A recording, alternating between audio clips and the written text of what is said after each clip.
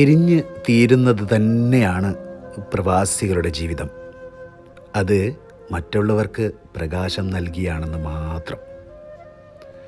പറഞ്ഞു വരുന്നത്, ഇന്ന് ഞാനൊരു വീഡിയോ കണ്ടു. നാട്ടിലെത്തിയ ഒരു സുഹൃത്ത് തൻ്റെ സ്വന്തക്കാരുടെ മുന്നിൽ എയർപോർട്ടിൽ കുഴഞ്ഞു വീണ് മരിച്ച ഒരു രംഗം. പ്രവാസി ബന്ധുക്കളോട് എനിക്ക് പറയാനുള്ളത്, നിങ്ങളുടെ കയ്യിൽ പ്രവാസികൾക്ക് ദിവസവും നൽകേണ്ടുന്ന ടാബ്ലറ്റ് ഉണ്ട്. അത് മുടങ്ങാതെ നിങ്ങൾ നൽകണമേ.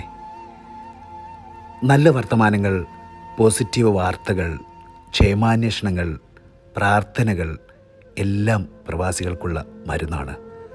അവൻ്റെ ആയുസ്സ് നീട്ടിയിടുവാൻ നിങ്ങൾക്ക് നൽകാൻ കഴിയുന്ന ഒരേയൊരു മരുന്ന്.